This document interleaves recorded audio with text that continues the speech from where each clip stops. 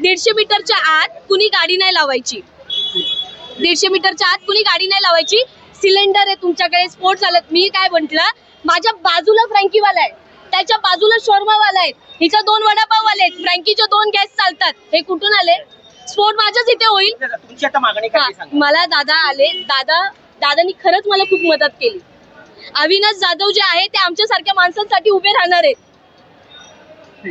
काल तुम्ही तर ऐकलंच असेल ते काय बोलले, बरोबर ना? मला काय बोलले, इथे तू टपरी टाक बोलले, इथे तू टपरी टाक.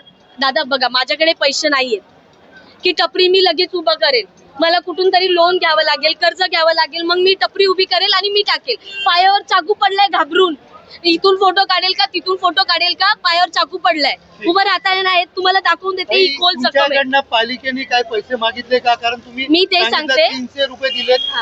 मी तुम्हाला एक सांगते, मी पालिकेला बोलत होती, जेव्हा जे KDMC वाले येत होते, मी त्यांना बोलत होती की माझ्याकडून तुम्ही पावती घ्या जसं बाकीच्या लोकांकडून घेतात, जेणेकरून मला त्रास नाही होणार. तर ते बोलले नाही, तुझ्याकडून पावती नाही घेणार, तू आज पावती देशील, उद्या माईकवर बोलून दाखवशील, मग ही भीती दाखवली मला.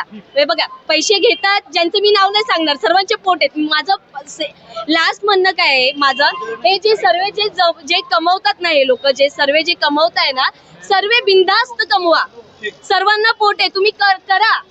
पण जर आमचा महाराष्ट्र आहे, पहिला हक्क आमचा आहे. जर आम्ही कमवत असेल ना, तर आम्हाला पाठी खेचू नका. यांना चिकनचा वास येतो, या गुजराती लोकांना चिकनचा वास येतो की चिकन विकते.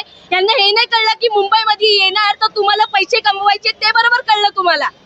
हा, हे कळलं तुम्हाला बरोबर.